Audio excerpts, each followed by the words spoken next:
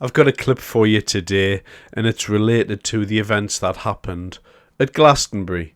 This clip here, I think, highlights the important thing of the government's position on mass anti-Semitism and hatred being preached from the stage of a music festival, which is utterly incredible. So all of these absolute morons who attend this Glastonbury festival, which used to be, to all intents and purposes, a decent place to go, listen to some good music, have a weekend away with your mates, and be charged through the nose for a bag of chips and a bottle of water. Okay, all well and good. But of course, last year it started to change, and in previous years, I don't know whether anybody can remember Jeremy Corbyn going on there, the whole thing started to turn a little bit political. And I have a memory last year of a dinghy being passed amongst the crowd when all of this political sloganeering was happening. So this has been amping up over a certain amount of time. And of course the irony of charging people huge extortionate amounts of money to get in while maintaining very high fences around the perimeter, while everyone talks about mass migration being very, very good. I'm sure that irony is not lost on anybody listening to this here. But here's Wes Streeting. First of all, Glastonbury and Bob Vylan, should he be investigated by the police? Should Tim Davie resign? What's your view? I think the police are investigating, so I probably shouldn't say more about that. I do think the BBC have got questions to answer, as of the organisers of Glastonbury, about how this particular act came to be given such a prominent platform.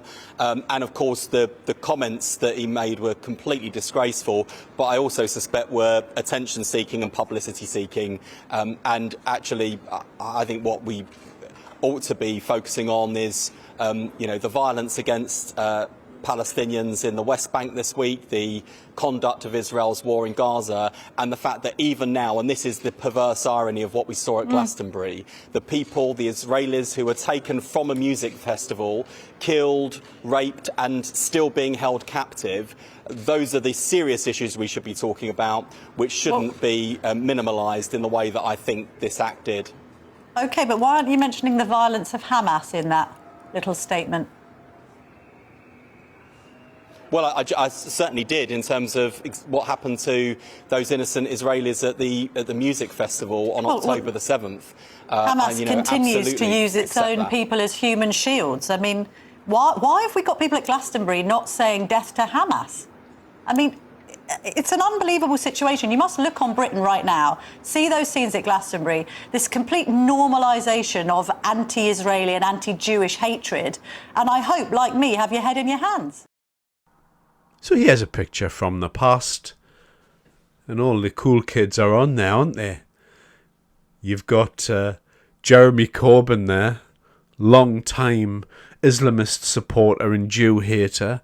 Of course, there was a debacle regarding murals in, the 2010s, and Corbyn did like to repost the odd anti-Semitic slogan and picture. He did like that.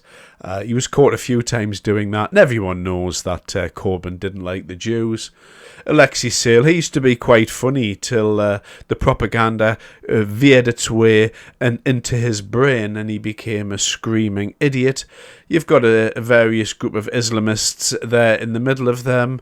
Annie Lennox there. Oh, thanks for projecting your hatred there, Annie. And then you've got George Galloway, and of course Ken Clarke there, all known Jew haters. Ken Clarke was actually discovered screaming and shouting anti-Semitic abuse when he was a mayor, as he was drunk leaving dinner one evening, and he was caught out doing that as well. And of course George Galloway was celebrating October the 7th. If you go back and look at any videos from George Galloway, he was smiling that day, and I can tell you that he enjoyed the massacre of Jewish people quite nicely. He did enjoy that a lot. So in this picture, the meaning of this picture is the Labour Party has long had a rich and very deep seam of Jew hatred, and I don't know where all this stuff comes from. And even in the modern day, here's Adnan Hussein MP. He's quite happy for somebody. I mean, this is a sitting MP. He's quite happy for someone to go on stage at Glastonbury and shout death to Israel. In effect, that's death to the Jews. And this is our normality. And so what happens when something like this occurs and we look to our leaders, and I say that only kind of half-jokingly, because Keir Starmer isn't a leader. He's more like, I would call him like a weathercock. He kind of just gets blown around, and when his party doesn't agree with him, he just does a U-turn or whatever it is. He's not a leader. He has no backbone. He has no spine. He doesn't have anything he actually believes in apart from things he can't tell you about. And we all know as a young gentleman, Keir Starmer was vehemently anti-Israel. And everyone knows this.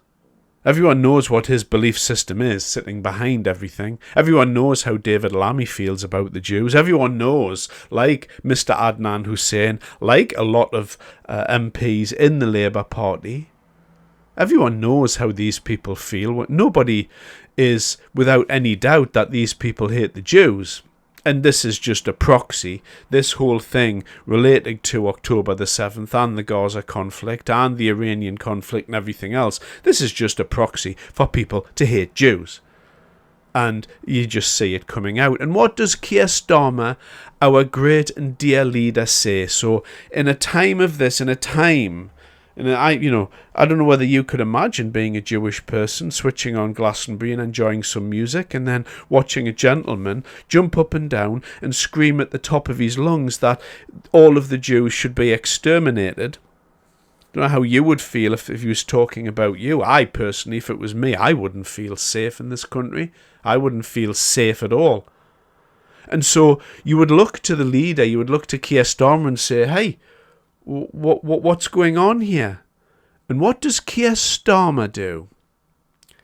Keir Starmer says, oh, the BBC might have some questions to answer.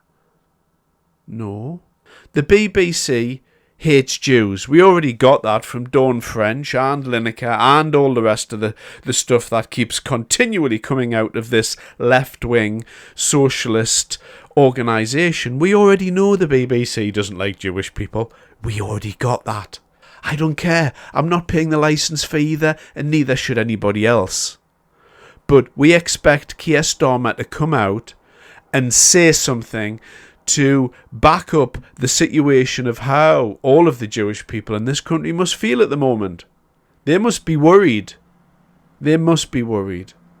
And what does Starmer do? He deflects. He's not going to come out and do anything because he can't. And the reason why he can't is because he agrees with it. Strange that the man has a Jewish wife yet hates the Jews so much. It's an incredible situation. Quite hilarious. Apart from the fact that it was his job there to come out and say, right, what we going to do here? This is what's going to happen from here. I'm not standing for this. And of course, remember Lucy Connolly suffering from PTSD, and she's becoming the barometer for all of this. She's becoming the poster child for two-tier Keir. That's what she's becoming. And she was sent away for sending a tweet and deleting it due to PTSD, losing a child, and all of the things that I've covered on this channel. Yet a man gets to stand on a stage in front of tens of thousands of people screaming death to Jewish people, and Keir Starmer washes his hands of it and says, you might want to talk to the BBC about that today. Because all he does is blow whichever way he thinks people think he should be doing it. Terrible time for Jewish people in this country, and our politicians are standing back and allowing this hatred to continue. And what's going to happen at some point, and you know this is going to happen as well as I do, there's going to be a murder at some point. And when it happens, it's on all of these politicians. that done nothing to prevent it, because there's going to be some idiot somewhere in the population that gets that idea into their head. You know how many idiots there are out there. They're going to get something into their head and they're going to do something.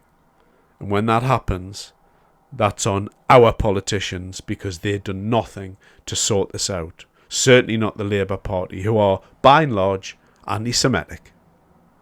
Thanks for your time.